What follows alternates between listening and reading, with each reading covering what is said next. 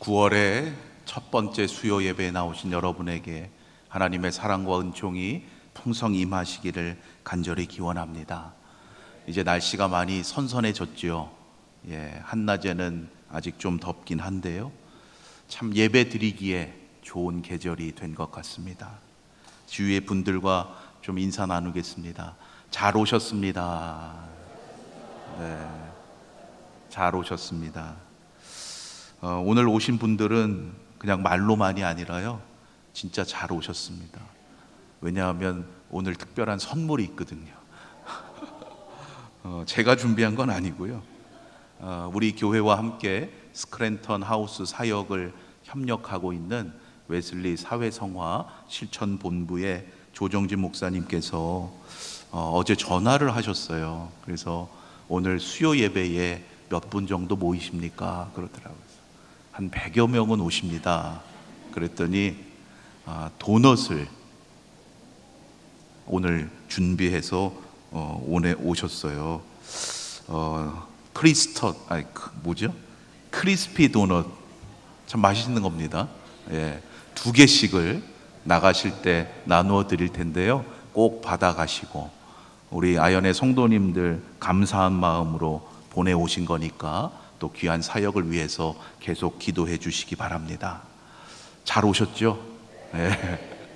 그렇다고 도넛만 너무 생각하고 계시 말고, 이제부터 선포되는 말씀을 통해서도 여러분을 향하신 하나님의 마음을 다시금 깨닫게 되시고 하늘의 지혜와 능력을 얻는 놀라운 은혜가 있으시기를 바랍니다. 오늘의 본문은 여호수아 11장의 하반부의 말씀입니다. 오늘 봉독해 주신 말씀을 함께 읽어 가시면서 느끼셨겠지만, 앞서 계속되었던 가나안 정복 전쟁 이야기를 정리하는 내용입니다. 지금까지 여호수아의 지휘 아래에서 이스라엘 백성들은 하나님께서 약속하신 땅을 차례로 차지해 왔습니다. 여러분, 그 과정을 한번 다시 생각해 보셨으면 좋겠어요. 어떠한 과정을 얼마간의 기간 동안 지내왔는가? 제일 먼저 어느 성을 함락했었습니까? 여리고성이죠. 가장 오래되고 난공불락처럼 강하게 보였던 그 여리고성을 가장 먼저 함락시켰고, 이어서 아이성도 정복했었습니다. 이것을 지리적으로 지도를 통해서 한번 보시면 가나안 전체 지역에 있어서 가운데, 중앙에 해당이 됩니다. 이스라엘은 이곳에서 가장 먼저 큰 승리를 얻은 후에 세겜의 에발산까지 올라갔죠. 거기에서 단을 쌓고 하나님께 예배를 드렸습니다. 이게 하나의 큰 지역의 정복이에요. 그 다음으로는 가나안 남방 점령이 있었습니다. 남쪽을 점령하는 거죠. 남방의 5 왕들이 연합을 해서 연합군을 형성해서 이스라엘을 대항하고자 했습니다. 왜 그랬습니까?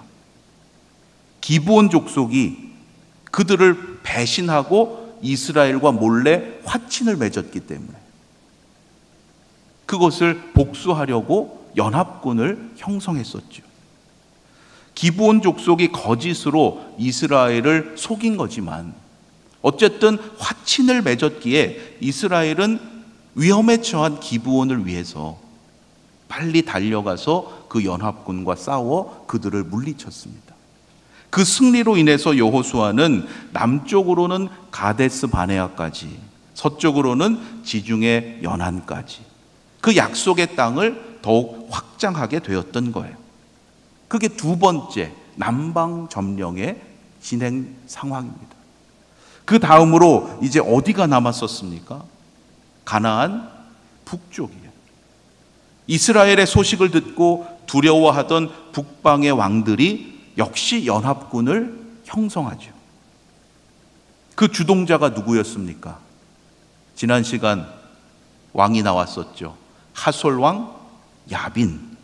그가 주도해서 결성한 연합군이 메롬 물가에 모여 있을 때 하나님의 명령에 따라서 이스라엘이 그들을 기습해서 그들을 물리쳤습니다. 도망가는 적들을 추격하는 그 과정을 통해서 여호수아와 이스라엘은 마침내 가나안 북방 지역의 땅까지도 점령하게 되는 거예요. 이렇게 크게 3번에 걸친 과정을 통해서 약속의 땅 가나안의 큰 경계가 이루어지게 됩니다. 그것이 오늘의 본문 내용 16절로 17절 말씀에서 다시 정리하고 있는 거예요. 오늘 11장 하반부의 내용이 바로 그 모든 과정의 마무리 보고에 해당이 됩니다. 여기서 우리는 가나안 지형이 어떻게 되어 있었는지를 알 수 있어요. 그곳에는 산지도 있었고 메마른 광야 지역도 있었고 비옥한 평지도 있었음을 알게 됩니다. 그 경계가 어디까지였는가 구체적으로 언급되는 산이 있죠. 한락산에서부터 헤르몬산 아래 바알갓까지라. 한락산이 가장 아래쪽 남쪽의 경계에 해당이 되고요, 헤르몬산은 가장 위 북쪽의 경계가 되는 겁니다. 그렇다면 이스라엘이 이 모든 땅을 차지하게 된 기간은 얼마 동안이었을까요? 지금까지 얼마 동안을 싸워온 걸까요? 맞추시는 분에게 도넛을 한 개 더 드리려고 하겠습니다. 18절에 그 힌트가 나오기는 하는데요, 여러분 오늘 본문 18절 말씀 우리 다시 한번 함께 읽어보겠습니다. 시작. 여호수아가 그 모든 왕들과 싸운 지가 오랫동안이라. 오랫동안이다, 이렇게만 나와요. 그러면 이 오랫동안이라고 하는 이 기간이 구체적으로 몇 년을 말하는 겁니까? 궁금할 수 있죠. 아쉽지만 지금까지 살펴본 11장까지에서는 구체적으로 알 수 없어요. 어디에 나오느냐? 13장 이후로 14장에 가서 그 기간을 알 수 있는 내용이 언급돼요. 여러분, 이 물음을 잘 기억해 두십시오. 제가 그때 가서 다시 한번 묻겠습니다. 지금은 11장에서의 이 표현, 오랫동안 싸웠다, 그것을 기억하시고 그 모든 왕들과 오랫동안 싸워서 마침내 그 가나안 땅을 차지하게 된 것으로 내용을 정리해 주시면 되겠습니다. 그 다음 이어지는 19절과 20절에서 보고하고 있는 마무리 내용, 우리 19절과 20절 말씀 함께 봉독하겠습니다. 시작. 기브온 주민 히위 족속 외에는 이스라엘 자손과 화친한 성읍이 하나도 없고 이스라엘 자손이 싸워서 다 점령하였으니 그들의 마음이 완악하여 이스라엘을 대적하여 싸우러 온 것은 여호와께서 그리하게 하신 것이라. 그들을 진멸하여 바치게 하여 은혜를 입지 못하게 하시고 여호와께서 모세에게 명령하신 대로 그들을 멸하려 하심이었더라. 아멘. 그동안 여호수아는 약속의 말씀에 순종해서 그 가나안 족속들을 진멸했습니다. 화친을 맺게 된 기브온 사람들 외에는 그들을 다 진멸했죠. 물론 하나님의 명령이었기에 그들이 순종해야 한다는 것은 우리가 이해가 되지만, 한편 이러한 정복의 이야기들을 읽어갈 때 우리의 마음에는 꼭 그렇게 이들을 다 죽여야만 하는가, 그러한 마음이 들 수 있어요. 여러분 혹시 그러한 생각이 있으셨는지요? 20절 말씀이 바로 그러한 생각에 대한 이해를 갖게 하는 설명이 돼요. 하나님께서 가나안 족속을 진멸하게 하신 것을 오늘 지금 우리가 가지고 있는 어떤 윤리적인 차원에서 생각하면 안 된다는 거예요. 지금 인간의 어떤 존엄성, 인간의 개인적인 어떤 뭐라 그래요? 인간에 대한 존중, 그러한 차원에서 생각하면 불편함이 생기죠. 이것은 그러한 차원이 아니에요. 하나님께서 그들의 마음을 완악하게 하셔서 이스라엘과 싸우러 오게 하셨다. 불의와 죄악 가운데에 그 땅에 살아가던 이들을 하나님께서 심판하셨다라는 거예요.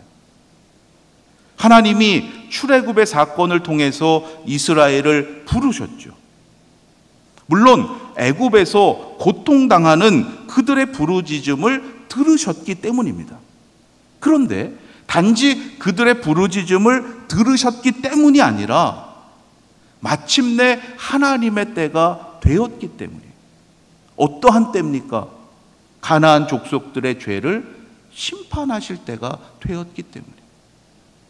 하나님은 이방신들을 섬기면서 죄악 가운데 있던 그들의 죄를 심판하실 때를 기다리고 계셨던 거예요. 그들을 심판하실 도구로 택한 이들이 바로 애굽에서 탈출하는 이스라엘이 쓰임받게 되는 겁니다. 만일 모세와 출애굽 세대가 그러한 하나님의 원대한 계획을 속히 깨달았다면 아마도 광야에서 그리 오래 머물지 않을 수 있었을 거예요. 하나님께서 그들에게 계속해서 알려주셨는데도 불구하고 그들은 깨닫지 못하고 믿지 못했습니다. 결국 새로운 광야 세대가 하나님의 이 심판의 계획을 이루어가는 도구로 쓰임을 받게 되는 거죠. 이 과정에 있어서 이미 살펴본 대로 가나안의 모든 족속을 무조건 다 진멸하게 하신 게 아니에요. 구원받은 이들이 있죠. 라합이나 기브온 사람들처럼 회개하고 여호와 하나님의 능력을 깨닫고 마지막에라도 만약 돌아왔다면 누구든지 분명 생명을 얻고 구원을 얻을 수 있었어요. 그러나 그들은 이스라엘이 섬기는 여호와 하나님이 얼마나 위대하신 분인지 깨닫지 못했고 그 능력을 끝까지 인정하지 않았던 거예요. 그들의 교만과 죄악이 이미 돌이킬 수 없을 만큼 그 한계를 넘어섰던 거죠. 그래서 결국 그들을 심판하시기 위해서 하나님은 그들의 마음을 완악하게 하셔서 이스라엘과의 전쟁을 통해서 진멸을 당하게 하셨던 겁니다. 그런데 그 다음 21절과 22절 말씀에 보면 흥미롭게도 아마 우리가 기억할 만한 그 이름이 언급이 돼요. 그 이름이 누구인지, 과거 어떠한 사건과 연관이 되었었는지 여러분 한번 생각해 보시면서 그 다음 21절과 22절 말씀 이어서 함께 봉독하겠습니다. 21절, 22절입니다.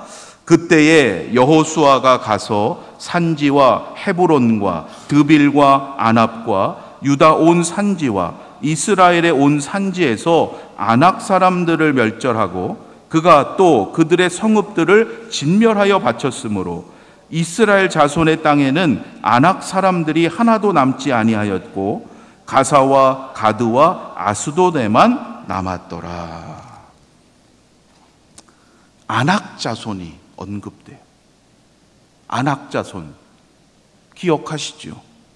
출애굽 세대의 정탐꾼들이 정탐을 마치고 돌아와서 부정적으로 보고하게 된 결정적인 가장 중요한 이유였어요. 그들은 네피림의 후손이었죠. 신장이 크고 몸집이 장대한 거인족이었습니다. 그때 정탐꾼들이 돌아와서 뭐라고 보고했었습니까? 아낙 자손들에 비하면 우리는 뭐와 같다 그랬어요? 메뚜기와 같다 그랬어요. 이러한 부정적인 보고로 인해서 당시 이스라엘 백성들이 다 낙심하게 되었었죠. 그런데 조금 전 함께 봉독한 말씀에 보면 이제 뭐라고 보고하고 있는가? 여호수아가 아낙 사람들을 멸절하고 그들의 성읍을 다 진멸했다는 거예요. 이전에는 상상도 할 수 없었던 일이에요. 불가능하다고 여겼던 일이었어요. 메뚜기가 거인을 물리쳐 이겼다는 거예요. 여러분, 이것을 단지 과거의 사건으로만 여기지 마시길 바라요. 오늘 이 시대에도 하나님의 말씀에 순종하여 살아가는 자들을 통해서 사람들이 볼 때 도저히 불가능하다고 여기는 그 놀라운 일들이 오늘도 이 땅에 이루어지고 하나님께서 그것을 증거하게 하실 줄로 믿습니다. 그것이 우리의 부름받은 우리의 사명인 거예요. 그 놀라운 승리를 신뢰하면서 오늘도 기대하며 살아갈 때 하루하루가 가슴이 뛸 수밖에 없어요. 오늘도 하나님께서 얼마나 놀라운 일을 나의 삶 가운데 증거하게 하실까? 여러분, 가슴이 뛰지 않습니까? 벅차오르지 않아요? 하나님께서 나를 위해서 친히 싸워주실 거예요. 얼마나 기대가 됩니까? 반드시 승리케 하실 것을 기대하면서 여러분, 날마다 기쁨으로 살아가는 믿음의 주인공이 되시기를 바랍니다. 그러하기 위해서 우리가 잊지 말아야 할 것이 있어요. 조금 전 봉독한 22절에서 또한 우리가 경계해야 할 것을 깨닫게 됩니다. 아낙 사람들을 진멸했다고 했는데 여러분, 그 경계를 잘 보셔야 돼요. 이스라엘 자손의 땅에는 하나도 남지 않았어요.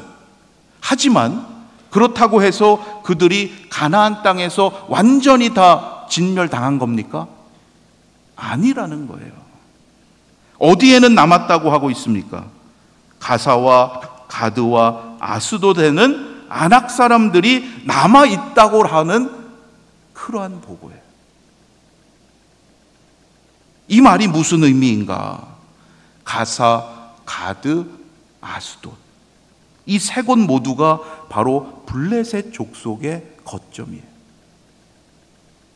이 중에 가사는 가나안 남방 점령할 때에 여호수아가 한번 점령했었던 곳이에요.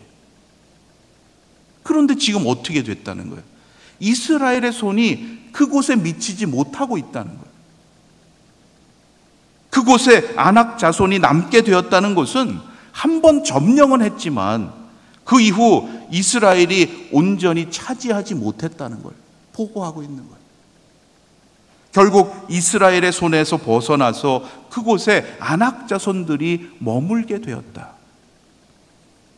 여러분, 우리가 하나님의 은혜로 약속의 땅에 들어와 지금 살아가고 있지만 여러분, 그렇다고 해서 결코 방심해서는 안 돼요.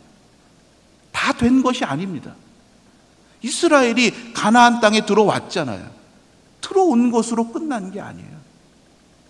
한 번 그 땅을 차지했다고 다른 곳에 관심하고 내버려 두어서는 안 된다는 거예요.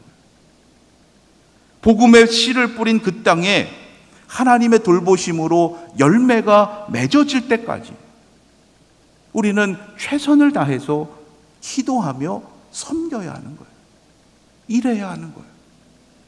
이스라엘은 거룩한 약속의 그 땅을 온전히 차지하지 못하고 섬기지 못했음을 지금 보고하고 있는 겁니다. 여러분, 나중에 어떻게 될 것 같아요? 이것이 지금 미래에 무엇을 암시하고 있는 거예요? 불안감이 엄습돼요. 아, 뭔가 문제의 발단이 되겠구나. 그거를 지금 복선으로 나타내고 있는 거예요. 온전히 차지하라고 하셨는데 아낙 자손들, 이스라엘이 머무는 땅에서는 진멸했지만 다른 곳에서는 남아있게 되었음을 보고하고 있는 거예요. 그 땅 중에 가드라는 곳 여러분 떠오르시죠? 가드. 사울왕 시대에 이스라엘을 괴롭히는 블레셋의 장수 누구예요? 골리앗. 골리앗이 바로 여기에서 나오게 됩니다. 여러분, 순종함에 있어서는 적당히는 없다는 거예요. 이 정도 하면 됐지 안 된다는 거예요. 온전한 순종이 되지 못하면 여러분, 지금 당장은 괜찮은 것 같지만 결국 나중에는 그것이 문제의 발단이 되어서 큰 고통을 당하게 된다는 것을 이스라엘 역사가 오늘 우리에게 증언하고 있는 거예요. 온전한 순종이 되어야 된다. 끝까지 최선을 다해야 된다. 이제 마지막 구절이 남았습니다. 23절, 오늘의 본문 마지막 구절인데요, 마지막 구절답게 이 구절에는 아주 의미심장한 뜻이 들어있어요. 제가 조금 전에 설명해 드렸으니까 이것이 어떠한 암시이고 의미일까를 여러분이 좀 이해를 하시리라 생각합니다.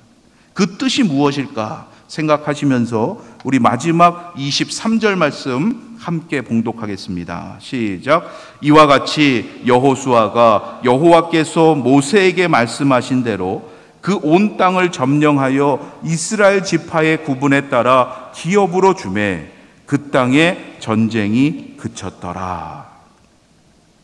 여러분, 이 말씀이 긍정적이고 좋은 뜻일까요? 아니면 부정적이고 좋지 않은 뜻일까요? 왠지 부정적일 거니까 물은 것 같죠.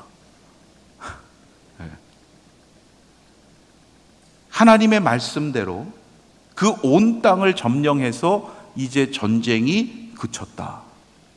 겉으로 볼 때는 긍정적이고 좋은 뜻 같습니다. 전쟁이 그쳤다는데 다행이잖아요. 오늘도 전쟁이 그치고 평화가 임하기를 기대하는 사람들이 이 땅에 얼마나 많습니까? 분단 국가에서 살아가고 있는 우리도 포함되지요. 그러나 오늘 이 본문은 그러한 우리의 기대와는 좀 다른 뜻을 나타내는 거예요. 여호수아가 그 땅을 점령해서 이스라엘 지파의 구분에 따라 기업으로 주었다. 이 의미를 우리가 잘 이해해야 합니다. 앞서 아낙 사람들이 이스라엘 자손의 땅에는 없었지만 다른 곳에는 남았다라는 보고와 일맥상통한 거예요. 이제 이스라엘이 약속의 땅 가나안을 점령하기는 했지만 모든 땅에 이스라엘의 손이 미치게 된 것은 아니라는 보고예요.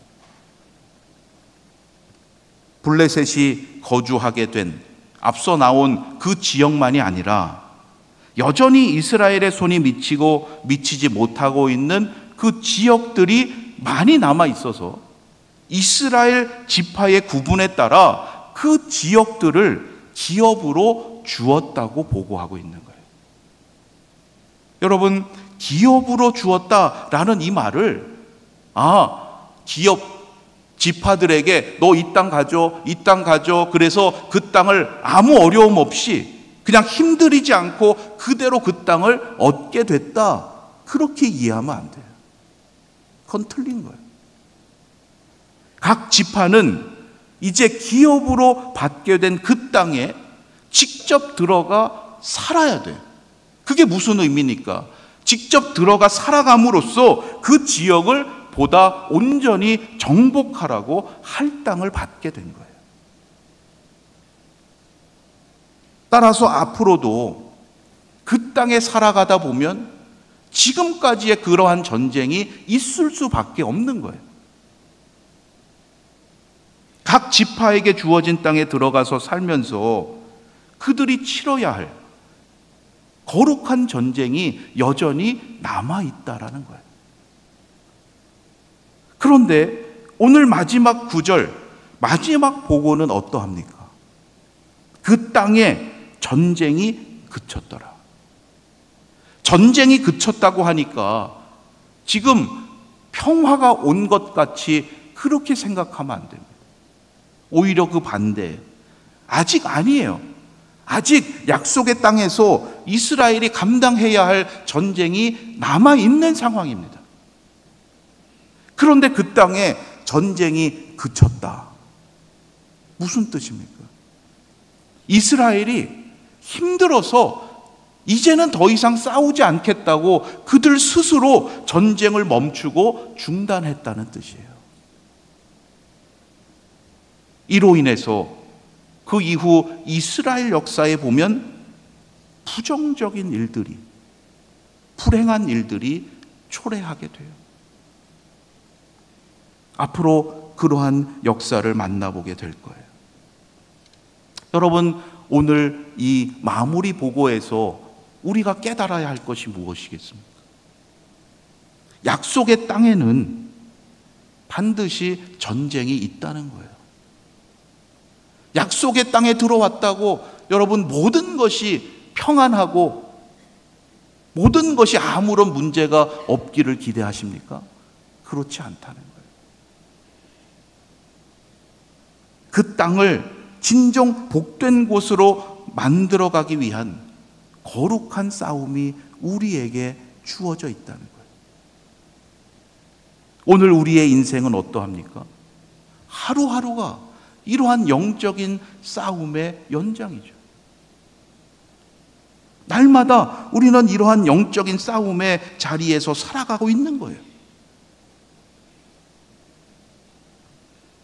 눈에 보이는 것 이러한데 내가 눈에 보이지 않는 하나님을 인정할 것인가?